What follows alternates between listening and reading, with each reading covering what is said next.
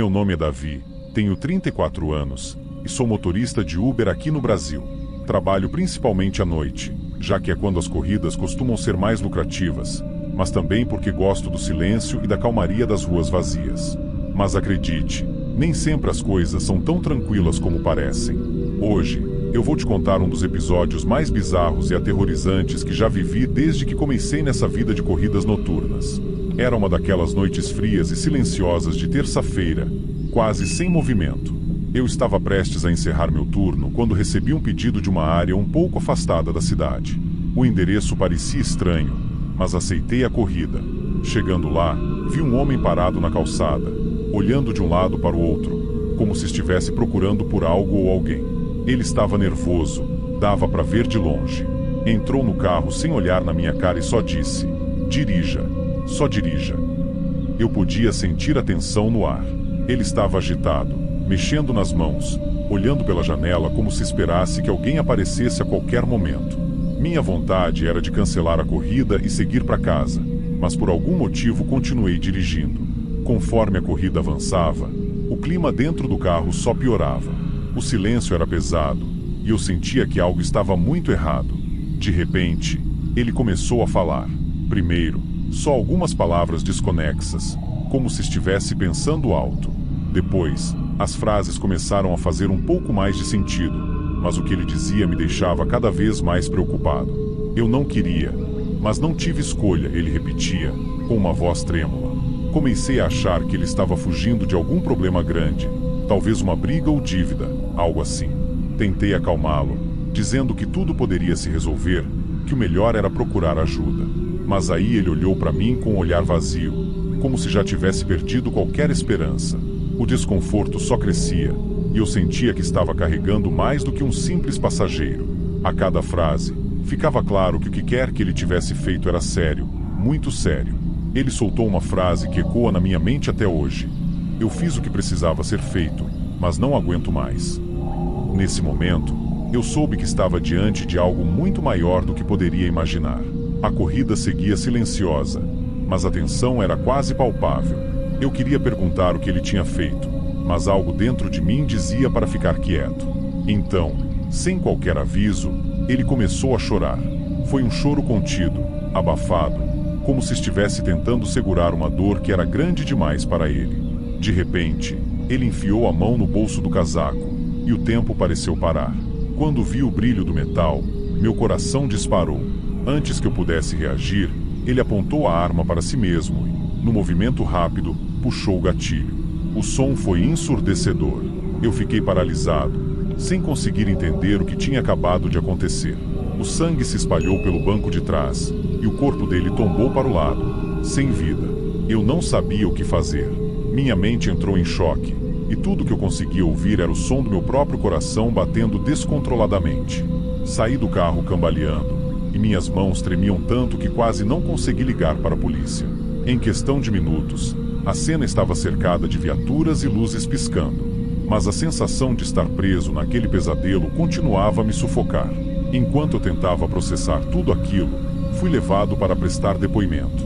Eu só conseguia repetir a cena na minha cabeça: o choro, a arma, o disparo.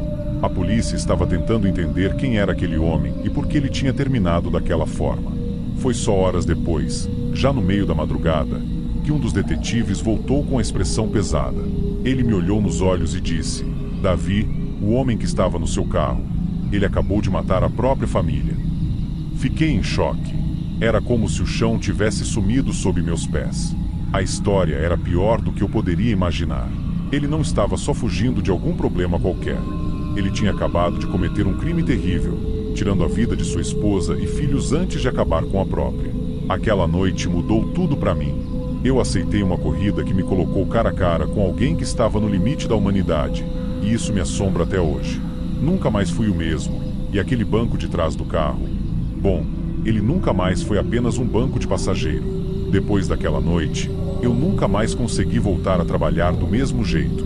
Toda vez que eu olhava para o banco de trás, lembrava do rosto daquele homem, do som do tiro, do desespero no ar. As corridas noturnas, que antes eram a minha rotina, agora traziam um peso que eu não conseguia mais suportar. Passei semanas sem dormir direito, revivendo aquele momento repetidamente. As notícias sobre o caso se espalharam pela cidade.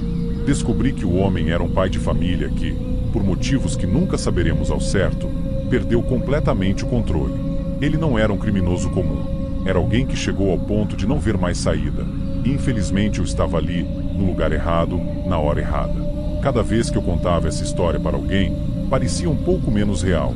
Mas a verdade é que aquilo me marcou profundamente. Às vezes me pego pensando se poderia ter feito algo diferente, dito alguma coisa que o fizesse mudar de ideia.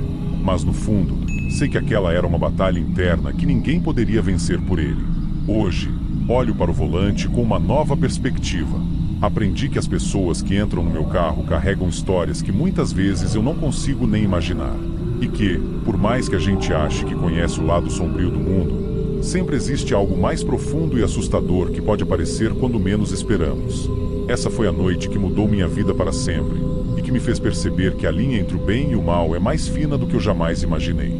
Meu nome é Davi, e essa é apenas uma das histórias que carrego comigo enquanto dirijo pelas ruas escuras da cidade, esperando que o próximo passageiro não seja mais um fantasma do passado.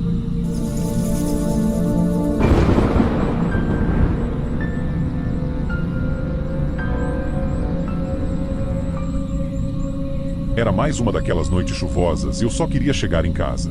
Depois de um dia inteiro de trabalho, entre planilhas e cálculos, eu mal via a hora de relaxar. Pedi um carro por aplicativo e, em poucos minutos, ele apareceu. O motorista era um senhor de meia idade, simpático, mas com aquele jeito de quem gosta de puxar conversa. Entrei, dei um rápido boa noite e fiquei olhando pela janela, enquanto as luzes da cidade passavam rápidas. A chuva batia forte no vidro, e o som era quase hipnótico. Eu só queria que a corrida acabasse logo. Estávamos quase chegando quando, de repente, eu vi uma mulher parada na calçada. Ela estava encharcada, o cabelo cobrindo parte do rosto e o vestido colado ao corpo, todo sujo de lama. Não tinha como ignorar aquela cena. Parecia saída de um filme de terror. "Você viu isso?" perguntei, virando rapidamente para o motorista. Ele olhou para mim pelo retrovisor, claramente confuso. "Viu o quê?" ele respondeu, sem entender. Apontei para a mulher, mas ele continuou sem ver nada. Descrevi como ela estava, os olhos fundos, a pele pálida, quase transparente. "Cara, não tem ninguém ali", ele disse, rindo nervoso. Mas eu sabia o que tinha visto. O coração começou a bater mais forte, e uma sensação estranha tomou conta de mim. Aquela mulher precisava de ajuda, mas por que só eu conseguia vê-la? Eu não conseguia tirar os olhos daquela mulher. Era como se ela estivesse me chamando, pedindo socorro com o olhar. A tensão dentro do carro estava insuportável. "Para o carro. A gente precisa ajudar ela", insisti, quase gritando. O motorista olhou para mim como se eu fosse louco. "Cara, não tem ninguém ali. Tá vendo coisa?" ele repetiu, agora claramente assustado com a minha reação. A chuva aumentava lá fora, e a mulher continuava ali, imóvel. Eu não aguentava mais aquela angústia. Era como se algo me puxasse para fora do carro. Sem pensar, abri a porta e saí correndo. A chuva me acertou como uma onda gelada, mas eu não me importava. Eu precisava chegar até ela. Mas, no momento em que meus pés tocaram a rua, ouvi o som ensurdecedor de uma buzina. Tudo aconteceu rápido demais. O impacto foi brutal. Fui jogado no asfalto como um boneco de pano. A dor tomou conta do meu corpo, mas, por um breve momento, tudo ficou em silêncio. Eu estava deitado no chão, sentindo o gosto de sangue na boca e vendo o mundo girar ao meu redor.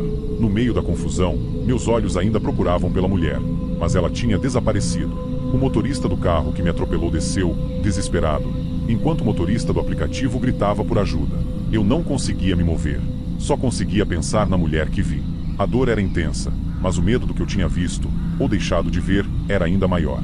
Sentia minha vida se esvaindo, e tudo que eu conseguia ouvir eram os gritos e a chuva que não parava de cair. Tudo parecia um borrão. Vi o motorista do aplicativo, com os olhos arregalados, observando a cena do acidente. Ele entrou no carro, nervoso, tentando ligar para a emergência. Mas, então, algo estranho aconteceu. A porta do carro se abriu e fechou sozinha, como se alguém tivesse entrado.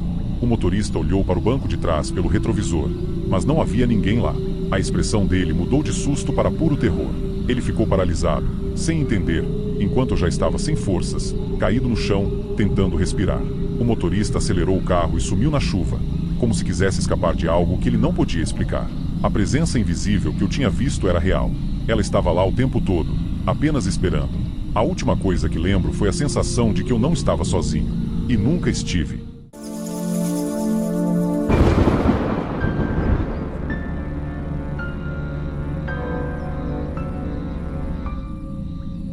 Oi, eu sou Júlio. Tenho 27 anos e trabalho como motorista de Uber. Minha rotina é simples: dirigir pela cidade, pegar passageiros, ouvir histórias aleatórias e voltar para casa no fim do dia. Mas, recentemente, algo aconteceu que mudou totalmente a forma como vejo meu trabalho. O que eu vou contar é um relato de terror que me deixou marcado e que eu nunca mais vou esquecer. Era uma tarde comum, e eu estava rodando pelas ruas procurando uma nova corrida quando uma chamada apareceu no aplicativo. O endereço era numa área meio isolada da cidade, um bairro antigo que eu evitava pegar passageiros por lá à noite. Mas como ainda era dia, aceitei. Quando cheguei, vi uma senhora esperando na calçada, lutando para carregar umas malas grandes e pesadas. Ela me viu e acenou, pedindo ajuda. Como estava sem pressa e não havia nenhum outro passageiro na espera, saí do carro e fui ajudar. A senhora parecia bem frágil, e as malas estavam cheias de tralhas, bem desgastadas, como se tivessem sido usadas por décadas. Muito obrigada, meu filho. Você é um anjo, ela disse, sorrindo, enquanto eu levava as malas para dentro da casa. O lugar era estranho, com uma fachada velha, janelas quebradas e um cheiro pesado que dava para sentir do lado de fora. Entrei na casa para colocar as malas na sala e, de repente, fui atingido por um odor forte, uma mistura de mofo com algo que eu não conseguia identificar. Foi aí que comecei a perceber que havia algo realmente estranho ali. Ao entrar na sala, eu coloquei as malas no canto e olhei em volta. A casa estava escura, com móveis velhos e empoeirados. Mas o que mais me chamou a atenção foi um homem sentado no sofá, completamente imóvel. A princípio, pensei que ele estivesse apenas descansando, mas ao me aproximar, percebi que havia algo muito errado. A pele dele estava enrugada, esbranquiçada, e ele tinha uma expressão vazia, como se estivesse congelado no tempo. Ele não estava vivo. Ele estava mumificado. Antes que eu pudesse entender o que estava vendo, a senhora me interrompeu com um sorriso largo. Esse é meu marido, o Carlos. Ele gosta de ficar aí na sala para receber as visitas. Ela agia como se estivesse apresentando uma pessoa viva. Começou a falar com ele, perguntando se ele estava confortável e se gostou do chá da tarde. Eu não conseguia acreditar no que estava ouvindo. Ela falava com ele como se ele estivesse ouvindo, como se tudo estivesse normal. Cada palavra da senhora fazia meu coração disparar. Eu queria sair correndo, mas me senti preso, incapaz de reagir. A forma como ela falava, ajeitando a gravata do marido mumificado sorrindo, era completamente surreal. O cheiro na sala fazia tudo ainda mais sufocante, e cada segundo ali parecia uma eternidade. Eu sabia que precisava sair dali, mas algo me dizia que se eu saísse correndo, a senhora perceberia que eu sabia do segredo dela.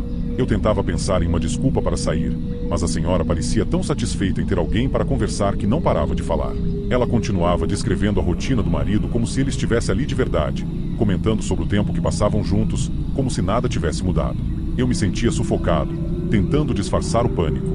O Carlos estava ali, parado, sem vida, e ela agia como se fosse o mais natural do mundo. Enquanto ela foi até a cozinha para pegar chá, fiquei parado no meio da sala, olhando ao redor. Tudo na casa parecia congelado no tempo, como se ninguém tivesse mexido em nada por anos. Cada detalhe fazia meu desconforto aumentar. As cortinas emboloradas, os quadros antigos com fotos em preto e branco, e o silêncio opressor. Olhei de novo para o Carlos. Eu precisava sair dali, mas a minha mente estava um caos, dividida entre o medo de ser rude e o terror do que estava presenciando. Quando a senhora voltou com a bandeja de chá, eu forcei um sorriso e tentei agir com naturalidade. Peguei a xícara com as mãos tremendo, tentando não demonstrar o quanto estava assustado. Ela continuou falando sobre o marido, contando histórias do passado como se fossem recentes. Ele gosta muito de chá de camomila, né, Carlos? Disse ela, rindo sozinha. Eu quase não conseguia prestar atenção nas palavras dela, focado apenas em achar uma forma de sair dali sem que ela percebesse meu pavor. Eu finalmente disse que precisava ir, inventando uma desculpa qualquer sobre um novo passageiro que estava me esperando. Ela pareceu desapontada, mas continuou sorrindo. Não tem problema, querido, mas volte quando puder. O Carlos adora receber visitas. Eu assenti, tentando manter o controle, e me dirigi rapidamente para a porta de saída. Cada passo para longe daquela sala me fez sentir um pouco mais aliviado, mas o peso do que eu tinha visto ainda estava sobre meus ombros. Ao sair da casa, respirei fundo, tentando afastar o cheiro e a sensação sufocante que ainda me acompanhavam. Antes de entrar no carro, olhei para trás e vi a senhora acenando na porta. Fechei a porta do Uber rapidamente, liguei o motor e saí sem olhar para trás. Minha mente estava uma bagunça. Eu não sabia se aquilo era resultado de uma mente perturbada ou algo ainda mais sombrio. Mas de uma coisa eu tinha certeza: nunca mais queria passar perto daquela casa. Depois daquele dia, minha vida nunca mais foi a mesma. Passei a evitar aquela área sempre que possível. Quando tinha que passar por ali, acelerava o carro, sem coragem de olhar para o lado. A imagem do Carlos, mumificado no sofá, Ainda parecia nos meus sonhos, e a voz animada da senhora ressoava na minha cabeça. Eu pensava em como ela conseguia viver daquela forma, presa num mundo de fantasia, com o marido morto que ela se recusava a deixar ir. Será que ela estava tão solitária que criou aquela realidade para se sentir menos sozinha? Ou será que havia algo de muito mais sombrio ali que eu jamais poderia entender? Até hoje, eu me pergunto se deveria ter contado para alguém, chamado as autoridades, feito qualquer coisa. Mas a verdade é que o medo e o choque me paralisaram. No fundo, eu sabia que aquele segredo sombrio não era meu para desvendar. Nunca mais vi a senhora, e espero nunca mais cruzar com ela. Mas a lembrança daquele dia, do cheiro, do silêncio e do Carlos no sofá, continuam comigo. E cada vez que me lembro, sinto que talvez tenha deixado algo inacabado para trás.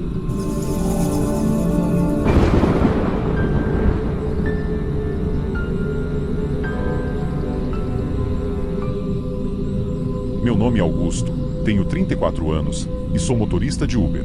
Todos os dias, pego a estrada, lidando com todo tipo de passageiro.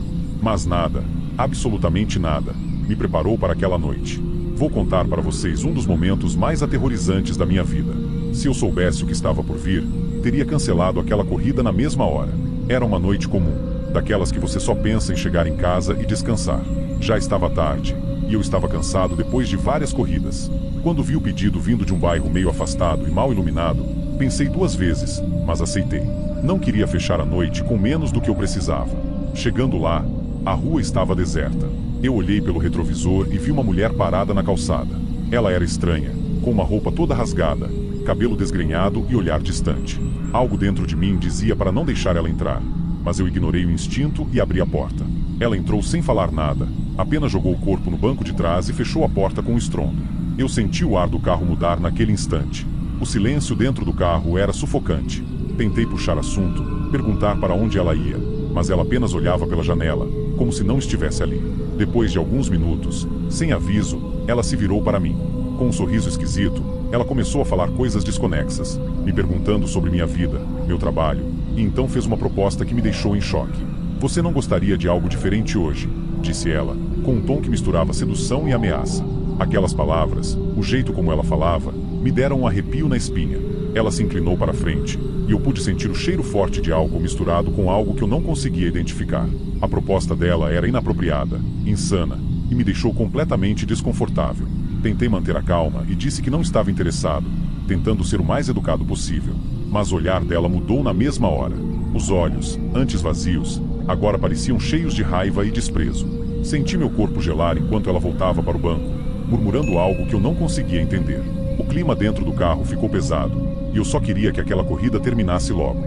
Eu estava tentando manter o foco na estrada, mas era impossível ignorar o que estava acontecendo no banco de trás.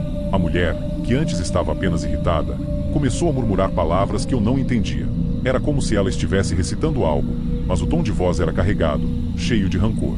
Quando finalmente estacionei o carro no destino, virei para falar que a corrida havia terminado, mas as palavras dela me paralisaram.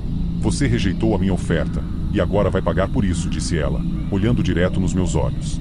O jeito como ela falava era perturbador, como se cada palavra fosse um golpe. "Eu te amaldiçoo. Nada na sua vida vai dar certo daqui para frente. Tudo que você tocar vai apodrecer." Aquilo soou como uma facada no peito. Eu não sabia se ria da situação absurda ou se tremia de medo, mas a verdade é que o olhar dela parecia mais sério do que qualquer coisa que eu já tinha visto. Eu não conseguia reagir. Ela desceu do carro devagar, batendo a porta com força. E eu fiquei ali, imóvel, tentando processar o que tinha acabado de acontecer. Senti um peso estranho, como se algo invisível tivesse grudado em mim. Naquela noite, voltei para casa com uma sensação de que nada mais seria o mesmo. Os dias seguintes foram um verdadeiro inferno. Parecia que tudo na minha vida estava desmoronando. Meu carro, que nunca dava problema, começou a quebrar do nada. Uma vez era o motor, outra vez os freios, e sempre quando eu mais precisava. As corridas, que sempre vinham uma atrás da outra, começaram a diminuir. Meu telefone quase não tocava, e quando aparecia algo, era uma corrida curta que mal cobria os custos. Eu sentia uma presença estranha o tempo todo, como se alguém estivesse me observando. Uma vez, ao olhar pelo retrovisor, achei ter visto um vulto no banco de trás, mas quando olhei de novo, não tinha nada. As luzes de casa começaram a piscar sem motivo, o ar parecia pesado e, a cada passo que eu dava, parecia que estava afundando mais em areia movediça. Aquela maldição não era só palavras jogadas ao vento. Era como se a mulher tivesse deixado uma sombra que me seguia, transformando cada dia em um desafio insuportável. Eu tentava ignorar, focar no trabalho, mas sempre que algo dava errado, me lembrava do olhar dela e das palavras que pareciam me perseguir. Não tinha mais dúvidas. Algo sombrio estava agindo contra mim, e eu não sabia como escapar. Os dias continuavam pesados, e eu já não sabia mais o que fazer. Minha vida estava um caos completo. Decidi que precisava buscar ajuda, mesmo que parecesse loucura. Falei com amigos, procurei conselhos, mas ninguém acreditava na história da mulher estranha e da maldição. Isso é coisa da sua cabeça, Augusto, diziam. Mas eu sabia que não era só isso. Eu sentia, no fundo, que algo sobrenatural estava acontecendo. Um amigo me sugeriu procurar uma senhora que fazia trabalhos espirituais na região. No começo, achei que era exagero, mas eu já estava desesperado. Cheguei à casa da mulher, uma senhora de aparência humilde, mas com olhos que pareciam enxergar a minha alma. Contei o que aconteceu, e ela me ouviu com atenção, sem julgar. Ela me explicou que algumas pessoas carregam energias tão negativas que são capazes de afetar a vida dos outros de forma devastadora. Essa mulher te lançou uma praga, meu filho. Mas existe uma forma de quebrar isso, disse a senhora, com uma voz calma. Ela me deu algumas instruções, orações, banhos de ervas e, principalmente, a necessidade de acreditar que aquilo poderia ser superado. Era como se fosse uma batalha entre minha fé e o peso daquela maldição. Segui as orientações da senhora à risca. Fiz tudo o que ela pediu, desde os banhos até as orações que eu nunca tinha feito antes. Aos poucos, comecei a sentir uma leveza voltando. Meu carro parou de dar problema, e as corridas começaram a aparecer de novo. Ainda assim, eu sabia que aquilo não era um passe de mágica. Era um processo de recuperação que exigia que eu continuasse acreditando que a vida podia voltar ao normal. Uma noite, depois de um longo dia de trabalho, estava voltando para casa quando passei pelo mesmo bairro onde havia encontrado a mulher. Um calafrio me percorreu a espinha, e eu acelerei para sair dali o mais rápido possível. Mas, antes de virar a esquina, olhei pelo retrovisor e, por um breve segundo, achei que a vi de novo, parada na calçada, me encarando com aquele mesmo olhar sombrio. Acelerei e fui embora, com o coração disparado. A presença dela ainda me assombrava de vez em quando, mas eu aprendi a não dar espaço para o medo dominar. A maldição foi um lembrete sombrio de que o mundo tem mistérios que não entendemos, e que, às vezes, o simples ato de rejeitar o mal já é um grande desafio. Agora, toda vez que recebo um passageiro estranho, minha mente volta para aquela noite. E se um dia você se encontrar em uma situação semelhante, lembre-se, algumas propostas são melhor rejeitadas, mesmo que isso custe um preço alto. Mas, por favor, jamais ignore o que seu instinto te diz.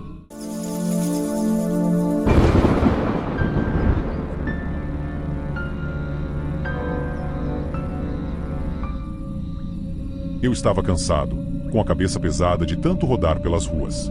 O relógio marcava quase meia-noite, e eu já pensava em encerrar a noite e voltar para casa. A grana estava curta, mas o cansaço era maior. Faltava pouco para eu desligar o aplicativo quando surgiu uma corrida. O passageiro se chamava Castório. Nome esquisito, né? Mas eu não estava em posição de recusar. Cheguei na rua onde ele estava, um lugar mal iluminado, meio abandonado. Fiquei meio desconfiado, mas deixei para lá. Quando Castório entrou no carro, senti um calafrio. O cara era todo estranho. Roupas escuras, olhar fixo, como se soubesse de alguma coisa que eu não sabia. Não deu nem boa noite. Só se acomodou no banco de trás e me deu aquele olhar frio. Eu liguei o carro e segui em frente, com uma sensação ruim, um pressentimento que não sabia explicar. Enquanto dirigia, tentava puxar assunto para quebrar o silêncio. Perguntei como ele estava, se tinha tido um dia difícil, essas coisas que a gente fala para passar o tempo. Mas Castório não falava muito, só soltou algumas palavras vagas, tipo, às vezes, o perigo se esconde onde menos se espera. Aquilo ficou martelando na minha cabeça. A voz dele era fria, como se não tivesse medo de nada. A cada quilômetro, a tensão aumentava, a cidade estava estranhamente deserta, como se estivesse se preparando para alguma coisa. E eu ali, tentando me concentrar na direção, mas com aquela sensação estranha de que algo estava para acontecer. Ele continuava olhando pela janela, os olhos fixos no vazio. Eu queria chegar logo no destino e esquecer essa corrida esquisita. De repente, 2 caras apareceram na frente do carro, armados. Eu pisei no freio com tudo. O coração disparou. Eles vieram direto pro meu lado, batendo na janela com as armas, gritando para eu sair e entregar tudo. Senti um frio na espinha. Castório, do banco de trás, não se mexeu, só observava como se aquilo não fosse com ele. Eu tentei argumentar, implorei para que eles levassem o carro, o dinheiro, qualquer coisa, só não machucassem a gente. Mas os ladrões não estavam para conversa. Eles eram agressivos, ameaçando atirar. Olhei para Castório de novo, esperando que ele fizesse alguma coisa, mas ele continuava ali, quieto. Foi então que, sem aviso, ele começou a mudar.